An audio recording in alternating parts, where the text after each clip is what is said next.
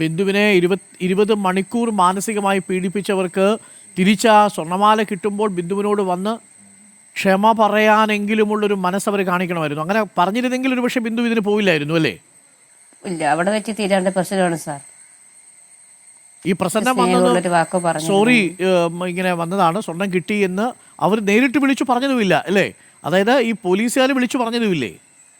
ഇല്ല ഇല്ല സാറ്, ഇല്ലില്ല, ആരും പറഞ്ഞു സാർ. ഞാൻ റോഡിൽ ഇറങ്ങിയപ്പോഴാണ് എൻ്റെ ചേട്ടൻ പറഞ്ഞത് മാല കിട്ടിയെന്ന് പോലീസുകാരൻ, ഒരു റിട്ടയർഡ് പോലീസുകാരൻ വിളിച്ചു പറഞ്ഞു ചേട്ടനോട്. അങ്ങനെയാണ് ഞാൻ അറിഞ്ഞത്. അല്ലാതെ ഈ ഓമന ഡാനിയലോ ഈ പോലീസുമാരോ ആരും എന്നോട് പറഞ്ഞിട്ടില്ല സാർ. പുലർച്ചെ രാവിലെ വരെയും ഈ പ്രസിഡന്റ് അവിടെ ഉണ്ടായിരുന്നു സ്റ്റേഷനിൽ ഓഫീസർ? ഒരു എന്നിട്ട് രാവിലെ പോയി. അങ്ങനെ ഡ്യൂട്ടി രാത്രിയായിരുന്നു. അത് കഴിഞ്ഞിട്ട് ഇങ്ങനെ പോയി പറഞ്ഞ് ഞാനിവിടെ കാണില്ല എന്ന് പറഞ്ഞ് എൻ്റെ ചേട്ടനോട് ഫോൺ വിളിച്ചിട്ട് പറഞ്ഞു. എൻ്റെ ചേട്ടൻ രാവിലെ വിളിച്ചു.